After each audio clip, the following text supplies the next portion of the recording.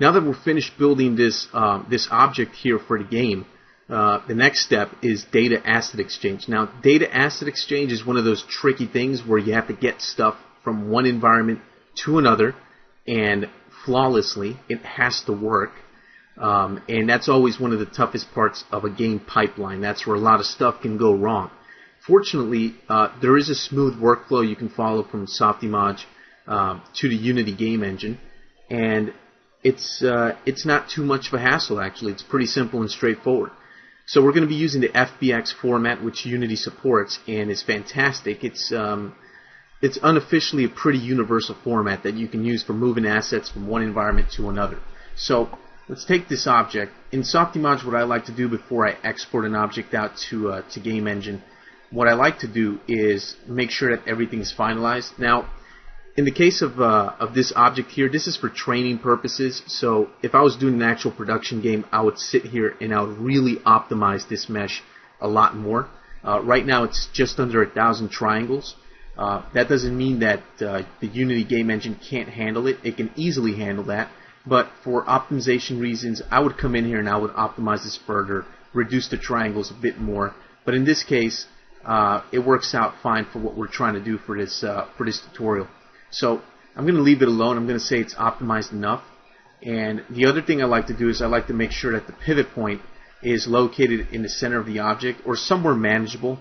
You can place it in the center of the object, or you can place it down here at the bottom of the object, basically wherever you want.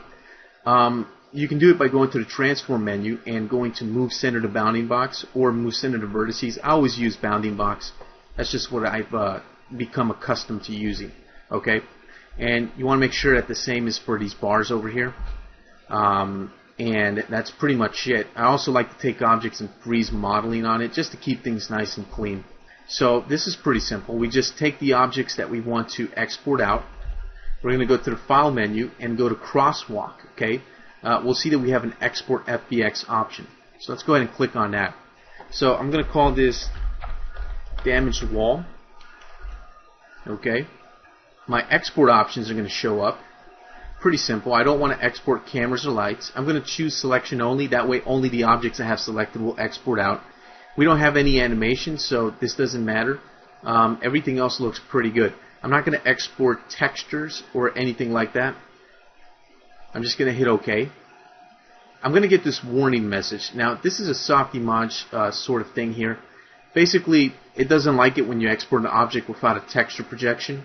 This actually does have UVs, so we don't have to worry about this. Just a warning. Just hit OK, and you'll be fine.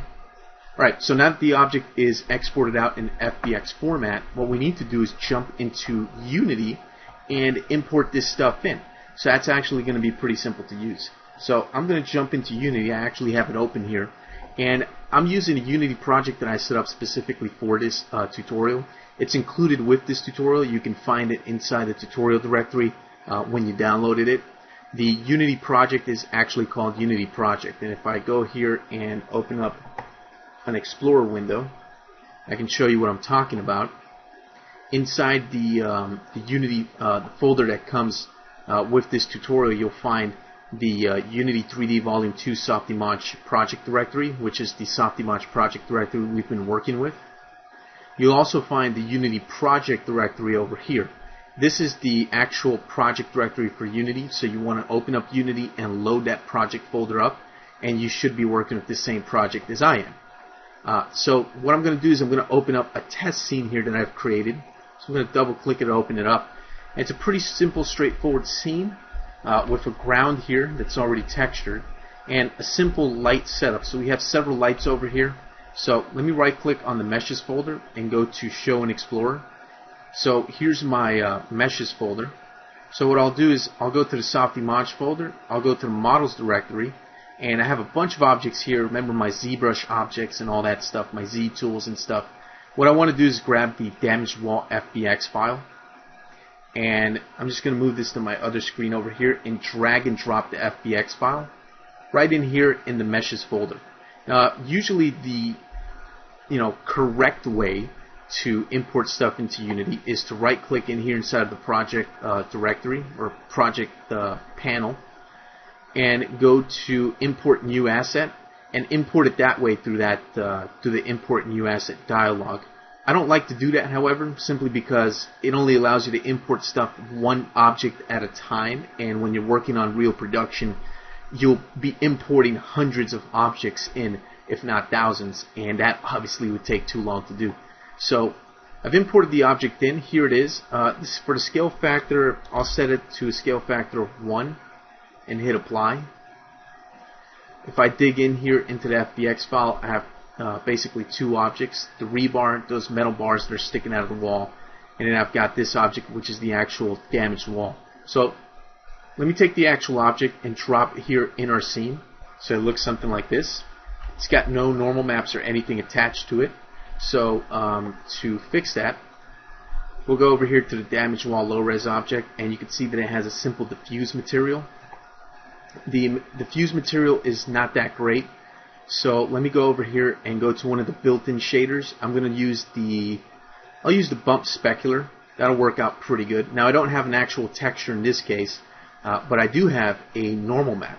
If you remember, we baked one out with the Ultimapper in Softimage. So let me do that real quick. I'm going to come over here to my Softimage directory and go to the pictures directory. And if you remember, we baked out a target image here called damaged wall underscore normal. I'm going to drag and drop that into my texture maps folder, and here it is.